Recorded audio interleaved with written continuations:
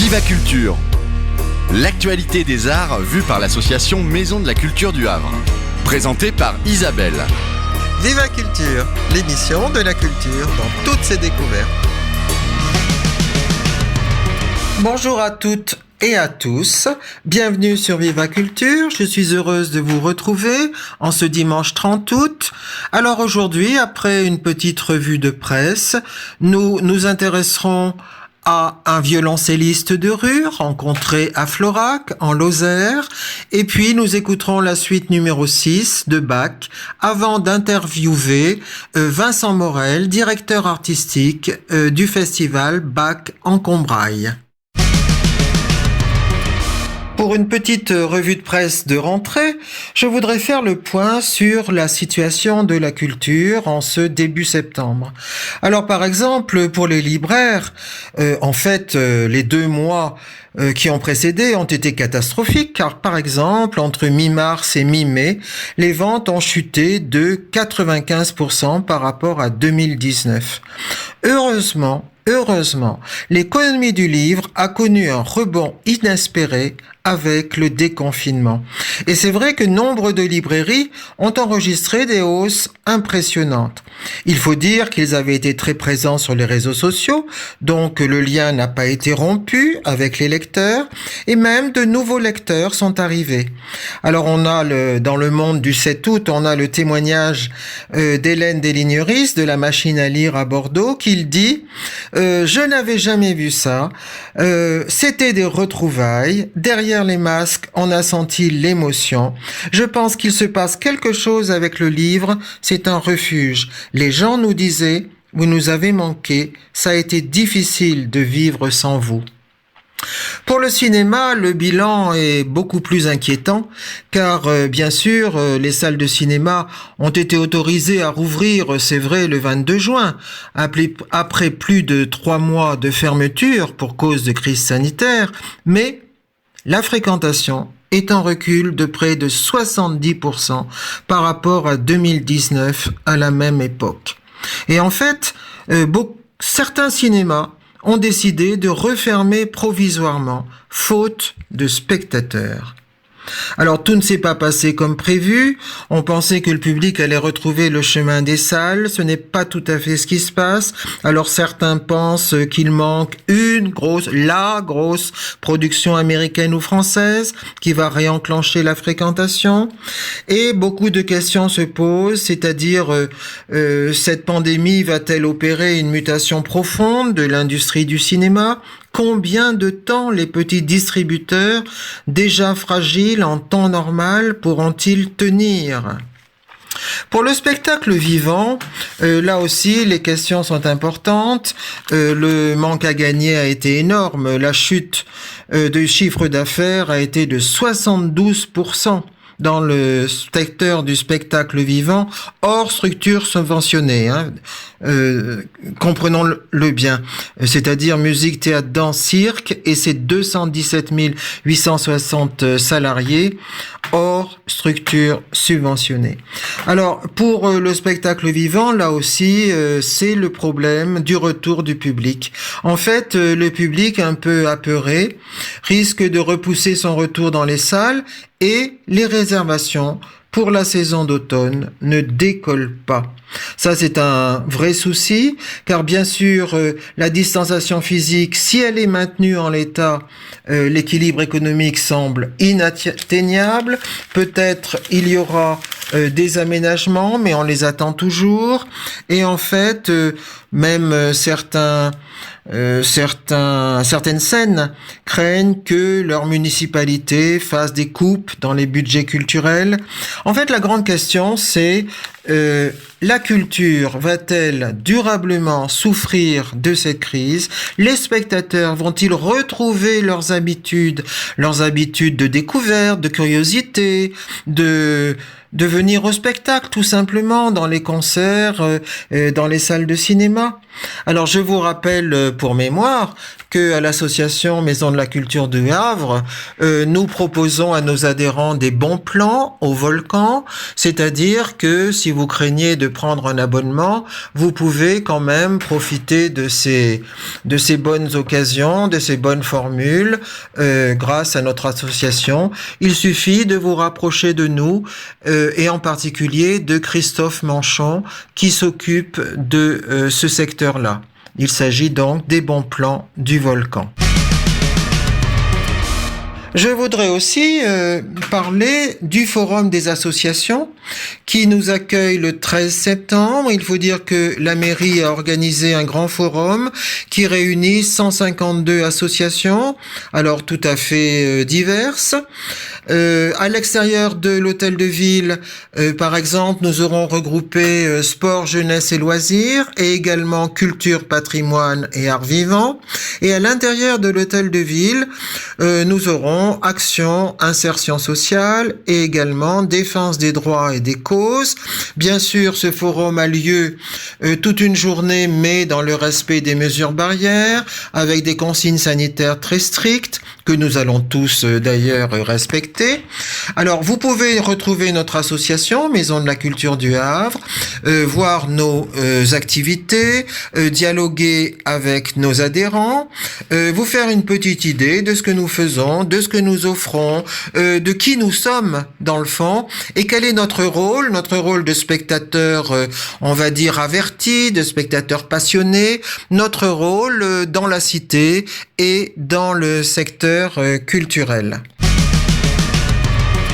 La troisième information, c'est peut-être le nouveau numéro de Michel. Alors, il ne s'agit pas du numéro 4 qui a été reporté à l'automne. Il s'agit d'un hors-série gratuit et je ne résiste pas au plaisir de vous lire la présentation. Voici, c'est quoi ce numéro de Michel ? Alors que le confinement est entré dans le vocabulaire de tous de manière totalement imprévue, les réactions ont été d'une très grande diversité dont nous avons pensé qu'il serait intéressant de garder trace. On avait du temps, des questions, des angoisses, on avait besoin d'échanges, de signes, de paroles. Et plus loin, la revue Michel donne l'occasion à chacun de s'exprimer librement dans cette insolite période où le temps s'écoule différemment, où l'espace est limité. Et les questions, c'est « Et si vous racontiez votre bout du monde ? C'est quoi votre bout du monde, là, maintenant ?» Et l'éditorial est signé par Xavier Grand-Guillot, Florence Deguen et Guy Foulquier. Et voici ce qu'ils notent. Ils disent « Michel, le supplément est un cadeau que l'on se fait les uns aux autres pour essayer de rester ensemble, de rester vivants, de rester amis, ensemble et vivants. » Merci à tous les participants, merci à tous ceux qui ont essayé, merci à tous ceux qui ont fait, merci à tous ceux qui vont le lire et peut-être réagir. Alors je vous rappelle que la revue Michel est conçue et réalisée par l'association Édition Lapin Rouge, qu'il y a à peu près un numéro par an. Je vous rappelle les titres. Le numéro 1 en 2017 s'intitulait Sur les ponts. Le numéro 2 Printemps-été 2018, Racine. Le numéro 3, Printemps-été 2019, Les médiations. Et bien sûr, nous attendons avec impatience le numéro 4. Camille, bonjour. Bonjour. Guilhem, bonjour. Bonjour. Alors, Camille, vous êtes violoncelliste et je vous rencontre là à Florac, en train de jouer, ma foi, on va dire du Bach par exemple, à côté du château de Florac, lors du marché hebdomadaire. Je voudrais vous demander, s'il vous plaît, votre parcours et comment vous en êtes arrivé là, à nous faire profiter de ces belles suites de Bach. J'ai commencé la musique à 6 ans et donc j'ai fait le conservatoire amateur jusqu'à la fin du lycée. Oui, vous venez de Normandie, je crois. Oui, de Normandie, oui, je suis de Vernon. J'ai grandi à Vernon. Et donc j'ai toujours aimé la musique, mais après le lycée, j'ai arrêté d'en faire beaucoup. J'en faisais peu, des orchestres universitaires à droite à gauche. Et après, j'ai fait plusieurs études dans le management, l'anthropologie. Et je pensais que c'est ça que je voulais faire, on va dire, de ma vie. Et puis un jour, je suis allé voyager en Amérique du Sud. Oui. Ça a duré 1 an et demi. Oui. Et l'objectif principal, c'était la recherche de moi-même. Qu'est-ce que je veux faire de ma vie? Bien sûr. Et donc j'ai compris que c'était la musique. Et dès que je suis revenu en France, j'ai repris mon violoncelle. Et depuis 1 an et demi, du coup, je joue. J'adore jouer, quoi. C'est ça. Je me réveille pour jouer. Je suis vraiment heureux de jouer, donc je continue. Et ce que je veux, c'est jouer de la musique pour tous. Et donc jouer dans la rue, c'est essentiel pour moi. J'adore le contact dans la rue. Oui. Alors, c'est un choix quand même difficile. Est-ce que vous arrivez à en vivre? Oui, totalement. Oui. Ouais, totalement. Justement, moi, je trouve pas ça difficile. C'est au contraire, parce que c'est la manière dont je veux faire de la musique. Je suis sûr que si j'en faisais par exemple dans un orchestre, parfois des gens ils me disent « Ah, vous pourriez jouer à l'opéra » et moi je leur dis « Mais ok, ça me désintéresse pas et je pourrais, mais je veux aussi jouer dans la rue. » Et la vie me donne tout ce dont j'ai besoin quand justement je nourris des choses qui résonnent avec mon être. Oui. Alors ça c'est en particulier l'été, peut-être le printemps et l'automne, et l'hiver? Et puis oui, cet hiver j'ai aussi joué dans la rue. Oui aussi. Ouais. Et vous étiez en France ou en Italie? J'étais en Italie, parce que j'habite en Italie depuis 1 an et demi. Et il faisait froid. Il faisait froid quand même. J'étais dans le nord de l'Italie. Oui. Il faisait froid, mais bon, du coup j'ai d'autres projets qui montent dans des bars, dans des restaurants. Et là je m'oriente vers la musicothérapie. Oui. Et donc je fais de la musique pour de la méditation, pour du yoga. Et j'ai joué dans un hôpital déjà et je vais continuer surtout en musicothérapie. Oui. Mais j'ai l'impression qu'il y a eu du passage là devant vous, des gens qui se sont arrêtés, des gens qui ont aussi donné leur contribution. Finalement, vous avez un grand succès. Ouais. Franchement, je peux pas dire le contraire, quoi. Ça marche bien, super pour moi dans la musique de rue et dans la musique en général. Voilà. Et donc là, il y a... Je veux dire, financièrement, ça va très bien aussi. C'est ça. Ah, tant mieux, ça nous fait plaisir. Guilhem, vous êtes guitariste et je crois que vous venez de Nîmes. Tout à fait, c'est ça. Donc, moi, je me destine à être vigneron. Je suis musicien depuis très longtemps également. Et j'ai toujours trouvé un équilibre entre la vigne et la musique que je pratique à l'instar de Camille très régulièrement. Et à l'instar de Camille également, je suis allé faire un voyage, non pas en Amérique du Sud, mais en Grèce, en vivant dans un van, qui m'a permis aussi de m'ouvrir sur d'autres horizons dans ma tête et aussi musicalement. Bien sûr. Et voilà, je suis là en Lozère, en voyage en balade avec ma petite amie, et c'est comme ça que j'ai rencontré Camille, et puis bon... Ça s'est improvisé un petit peu comme ça dans la rue et ça s'est plutôt bien passé. On a vu des gens heureux, sourire. Et c'est vrai que l'instrument dont tu joues, la contrebasse, c'est un violoncelle, tout à fait. C'était pour voir si tu suivais. Allez-y. C'est un instrument assez atypique, donc les gens le remarquent bien. Il y a une présence sonore. Alors que moi, à côté avec ma guitare, je fais un petit peu gringaler, on va dire ça comme ça. Bon, d'accord. Donc c'est pour ça que je me suis collé à toi, parce que ce que tu sais, c'est pas du tout le registre, enfin c'est très différent de la musique que je joue moi, parce que je joue très souvent tout seul et c'est plutôt de la gueulante et assez humoristique que je fais. Donc c'était très intéressant, voilà, de rencontrer des gens, et la rue, ça permet une improvisation. C'est ça, c'est ce que...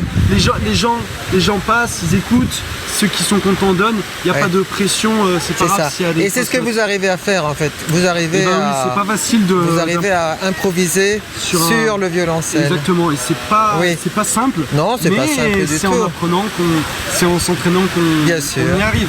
Bien sûr. Bien sûr. Bon, écoutez, je vous remercie beaucoup. Vous restez là quelques jours? Oui, une semaine et quelques. Une semaine et quelques. Bon, alors peut-être à bientôt. J'espère. Et un grand merci. J'espère, merci à vous. Au revoir. Merci à vous.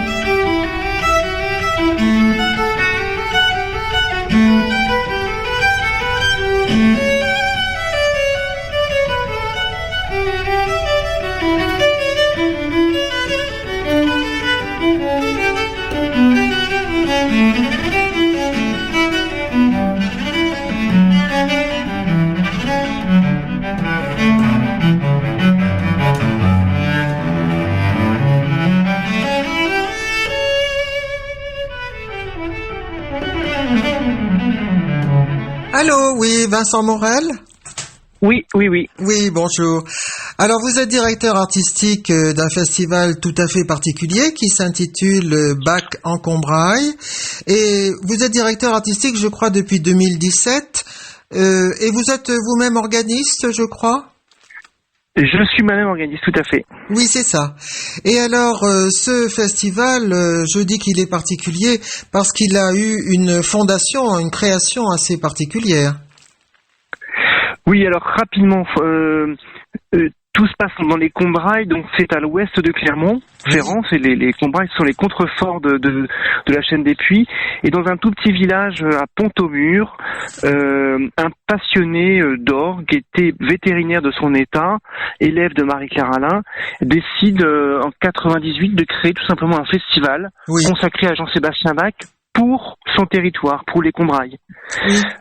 Et donc très vite, la volonté de créer un orgue fait partie de ce projet, parce qu'on peut pas faire un festival autour de Bach sans orgue. Bien sûr, bien sûr. Et c'est un orgue particulier, je crois, de type baroque.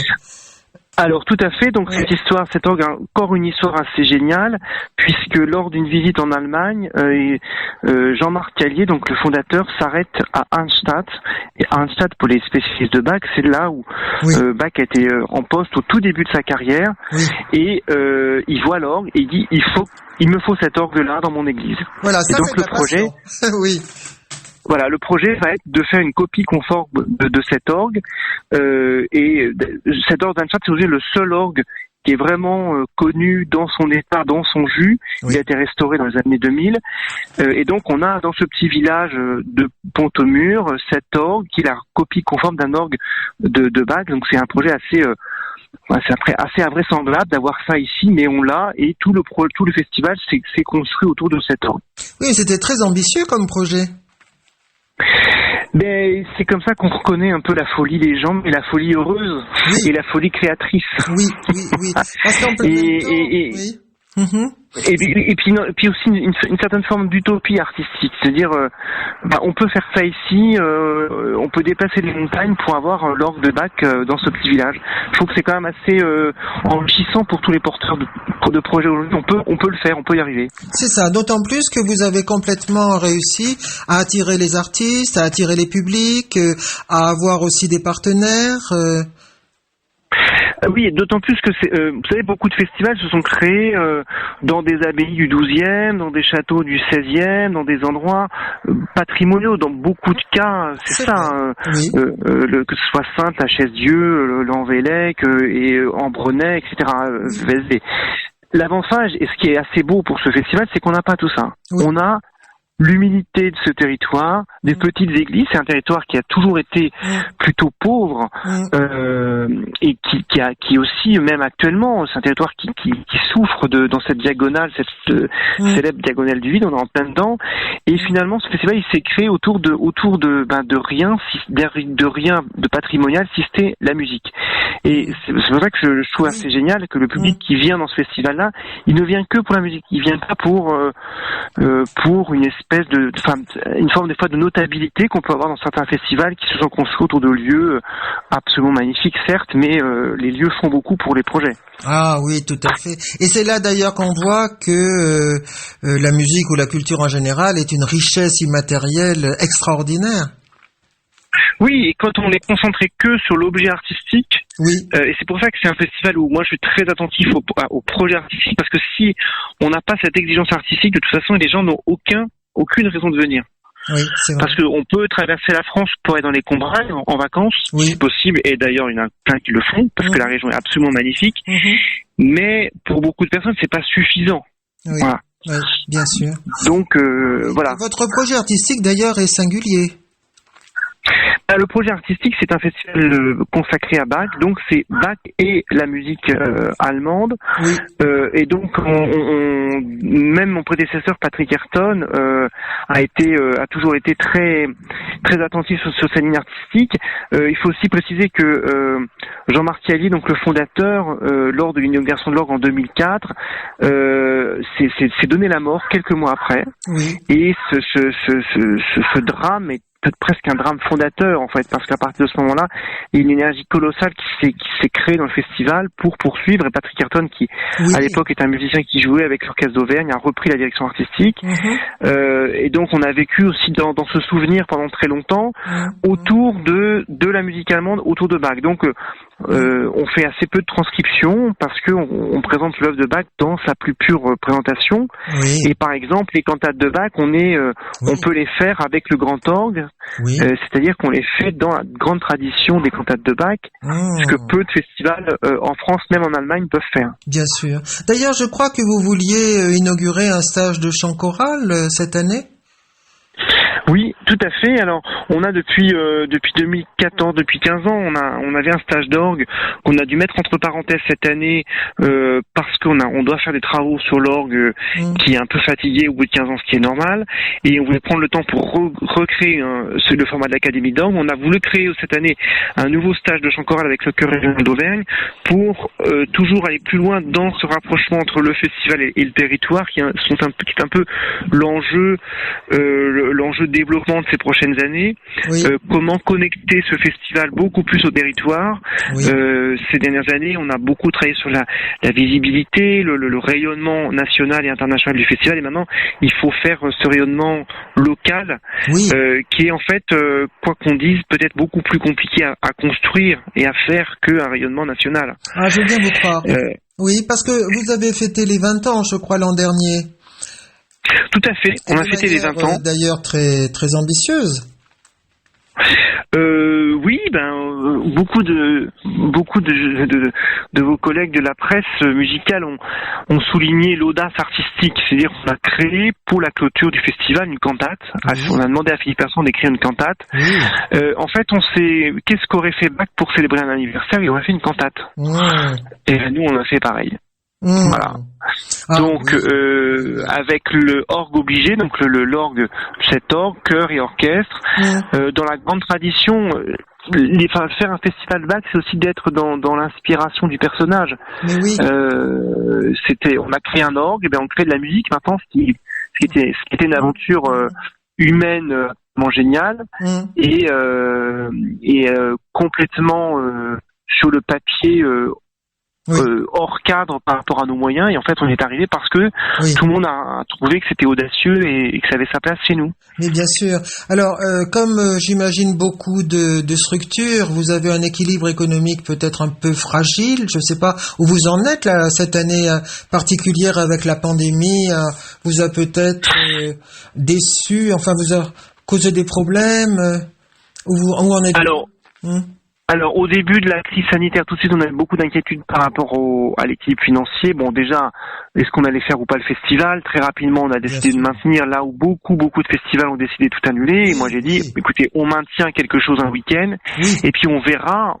Là, on était fin avril, et j'ai dit, on maintient quelque chose et on verra au mois d'août. Bon, ça c'est peut-être un peu mon côté optimiste, quoi qu'il arrive. Et puis, à un moment où tous les festivals annulaient les uns après les autres. Donc, finalement, beaucoup de festivals ont décidé un peu au dernier moment de refaire quelque chose, heureusement.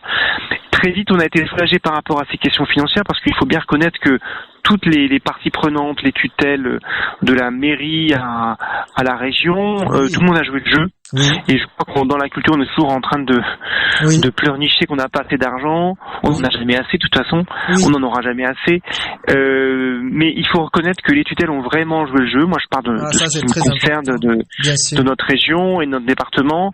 Même les tutelles privées, on est aidé depuis 1 an par la Fondation Orange, qui sans parlementer a dit tout de suite on vous donne 80% de l'enveloppe. Donc en fait, ce qui nous a permis de payer même les musiciens qui ne viendront pas, de rentrer dans nos frais, de payer notre attaché de presse, enfin les gens qui travaillent pour nous. Vous avez honoré vos engagements.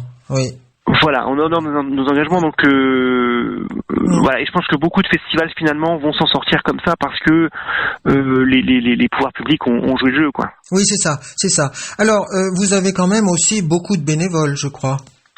Alors oui, on a beaucoup de bénévoles et ça fait vraiment partie de l'ADN de ce festival-là, comme beaucoup de festivals dans les territoires ruraux et beaucoup de festivals de cette strate, c'est-à-dire nous on fait quand même 25 événements sur la semaine, ce qui est déjà vraiment très très important. Mais c'est ça. On est même sous-doté par rapport à notre ce qu'on fait dans la semaine. Il y a des festivals qui en font moins et qui ont plus de moyens. En permanent en administration. Donc nous, tout est porté par des bénévoles et par moi. Alors moi je suis professionnel en tant que je fais la direction artistique et je me suis beaucoup engagé aussi sur les questions d'administration, de développement du projet. Pour moi c'est un tout, il n'y a pas que la direction artistique d'un côté. Et donc on a beaucoup de bénévoles qui viennent de la famille du fondateur et puis ça s'est élargi par l'histoire. Et finalement le fait de maintenir, c'était aussi très important pour maintenir le lien avec les bénévoles, pour pas qu'on ait une année blanche. C'est moi, j'ai une inquiétude en fait. Je suis finalement pas trop inquiet sur les questions financières. Moi, ça fait 10 ans que je travaille dans le milieu culturel. J'ai évacué depuis pas mal d'années cette angoisse permanente. On n'a pas assez d'argent. De toute façon, on n'en a jamais assez. Donc, mais on a beaucoup d'énergie peut-être. Et vous avez de l'énergie autour de vous. Voilà, j'ai de l'énergie autour de moi et j'ai évacué cette question d'angoisse financière. Tant qu'on a un projet, tant qu'on sait l'exprimer et le justifier, moi j'ai pas d'inquiétude. Par contre, les bénévoles, ça c'est ma grande inquiétude. Ah voilà, d'accord. Voilà, c'est ma grande inquiétude de dire demain, et c'est moi si à ma concurrence, j'ai plutôt de la chance, je suis plutôt bien loti, mais je vois beaucoup de festivals autour de moi. J'habite à Nevers et il y a beaucoup de festivals qui gravitent autour, et tout le monde est très inquiet de à qui transmettre ces projets. Les bénévoles ont vieilli? Est-ce qu'il y a de la transmission? Est-ce qu'ils passent le relais, le flambeau à des plus jeunes? Alors, c'est compliqué parce que beaucoup de bénévoles, beaucoup de directeurs artistiques sont des bénévoles. Et donc du coup, donc ce sont des passionnés qui ont créé ça il y a 20-30 ans. Et aujourd'hui, ils sont un peu embêtés à qui passer ça, trouver des jeunes passionnés. Donc ça, c'est un vrai problème. Le deuxième problème, c'est que le spectacle vivant, c'est complètement professionnalisé et complexifié en 20-30 ans. Exactement. Voilà. Et ça c'est un point fondamental dans la complexification de la façon dont il faut tenir un projet. Donc ça s'est complexifié artistiquement, ça s'est complexifié administrativement. Finalement aujourd'hui, trouver des artistes qui jouent bien, c'est pas le problème, hein. C'est pas la difficulté. Je comprends. Et donc du coup on a beaucoup de festivals qui ils sont dans une impasse parce que transmettre administrativement c'est très compliqué. Transmettre la direction artistique à qui est vraiment passionné, qui veut faire ça dans nos territoires ruraux, vous savez, ça court pas les rues. Et il y a un vrai enjeu d'avenir des festivals, non pas pour des questions d'argent, mais pour des questions de qui porte ces projets à l'année. Et oui, c'est ça. Alors d'autant plus que ces projets ont une importance, j'imagine, cruciale, par exemple en question de maillage du territoire. Oui, tout à fait. C'est des régions un peu isolées, avec de l'habitat un peu dispersé. C'est ça. Moi, je suis dans le centre de la France, donc c'est un territoire des territoires ruraux. Et finalement, ces festivals, ce sont, alors moi, je parle des festivals de musique classique que je connais, mais il y en a d'autres, de cinéma, de tout ce que vous voulez. Et finalement, ça fait un maillage en fait pour ce que je connais mieux, la question de la musique classique. Ça fait un maillage sur le territoire. Et ce sont des festivals qui sont finalement assez peu repérés par les pouvoirs publics parce que ils sont assez trop petits pour être dans des réseaux France Festival ou autres. Et finalement, ils ont une vraie existence dans les territoires. Et aujourd'hui, où on parle de plus en plus où la question de la ruralité devient une vraie question de débat public, et tant mieux. Tout à fait. Quel projet culturel dans ces territoires-là? Moi, je pense qu'il faut s'appuyer sur ces festivals comme étant des îlots culturels qui peuvent rayonner. Donc, ça veut dire aussi qu'il faut de l'ingénierie culturelle pour faire ce travail-là. Mais c'est un projet passionnant parce qu'on peut mettre un peu d'ingénierie culturelle et puis un peu de développement de la vie, vie associative et des bénévoles, et on a un projet de société en fait, mais culturel, passionnant. Complètement, surtout que cette année et l'an dernier, ces questions ont été très très importantes.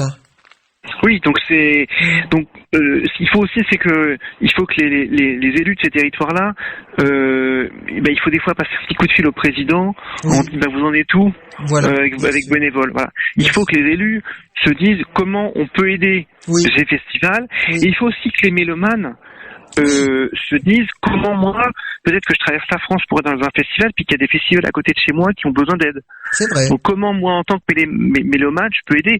L'avenir de ces festivals, c'est ceux qui financent, mais c'est les bénévoles et c'est aussi les mélomanes qui en sont responsables. Ce sont les publics aussi, bien sûr. Voilà. Oui. D'ailleurs, votre public peut-être c'est légèrement renouvelé, rajeuni. Oui. Alors, on n'a pas fait d'études de public depuis quelques années, mais on sent quand même depuis quelques années, il y a tout un public qui était assez âgé, qui était là depuis 20 ans, qui a cessé maintenant de venir, ce qui est tout à fait normal. Oui. Mais par contre, on a un nouveau public, des gens qui arrivent, et on sent d'une manière générale un renouvellement et un rajeunissement. Alors, est-ce que c'est un déplacement? Est-ce que c'est des gens qui venaient ailleurs, qui venaient chez nous? Peut-être. En tout cas, on a un nouveau visage, et d'ailleurs on voit ça par d'autres phénomènes, c'est qu'avant on avait beaucoup d'abonnés qui venaient la semaine. Aujourd'hui on a moins d'abonnés, mais on a plus de brassage. Voilà, c'est ça. Ah oui, c'est intéressant. Mais dites donc, ça pousse un petit peu les habitants de la région à se décarcasser un peu pour l'accueil, pour l'hospitalité, pour tout ça? Oui, parce que 50% des musiciens sont logés chez les habitants. Oui. Donc il y a aussi tout des rencontres qui se créent aussi. Et lors de la dernière étude du public qu'on avait réalisée, il y avait beaucoup de public qui venait à 1 heure et demie à la ronde. Donc on a un public local assez important quand même. Ça. Oui. Parce qu'aussi on est dans Pont-au-Mur, mais dans tout un réseau de petites églises vraiment très charmantes tout autour de Pont-au-Mur. Et finalement c'est ça qui est très intéressant, cette notion d'itinérance. C'est-à-dire que on est une journée de festival, c'est à 10h30 un café-bac dans un café associatif d'un petit village. À midi, rendez-vous à Pont-au-Mur, audition d'orgue gratuite. Un concert à 16h, un concert à 21h, et des fois, pas tous les jours parce que on fatigue vite, un concert à 23h, nocturne. Donc on peut venir 2 jours, et on peut assister à un minimum 2 auditions d'orgue, 2 cafés-bac et 4 concerts.